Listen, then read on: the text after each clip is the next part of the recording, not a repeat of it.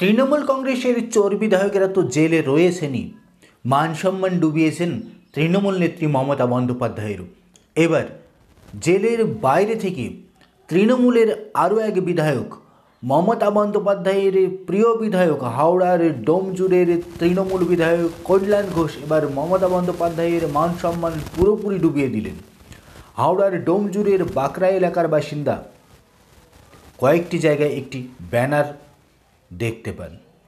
সেই ব্যানারে লেখা হ্যাপি নিউ ইয়ার 2024, তার নিচে লেখা 2023 সালের ডোমজুড়ের 1 নম্বর চোর, তোলাবাজ, ধান্দাবাজ, জমিয়া মাফিয়া নেতার নাম হলো তৃণমূল কংগ্রেসের বিধায়ক কল্যাণ ঘোষ।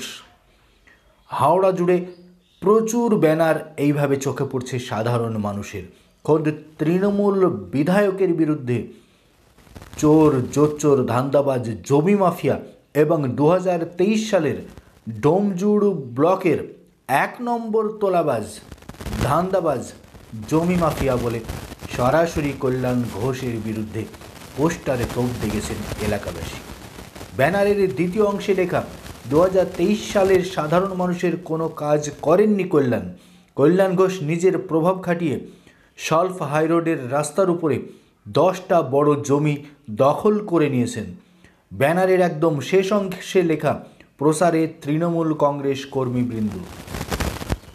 ভাবুন, তৃণমূল কংগ্রেসের প্রধান থেকে শুরু করে বিধায়ক থেকে শুরু করে সাংসদরা সম্প্রতি ইডি এবং সিবিআই স্ক্যানারে আছেন। সম্প্রতি গ্রামাঞ্চলেও দেখা যাচ্ছে তৃণমূল কংগ্রেসের একজন সাধারণ মেম্বার প্রধানদের সম্পত্তির বিস্তার। এবার বিধায়করাও কম যান কিসে? রাজ্যের এমন একাধিক বিধায়ক রয়েছেন যারা কোটি কোটি টাকার সম্পত্তির মালিক। কল্যাণ ঘোষবাবুই বা পিছিয়ে থাকবেন কেন?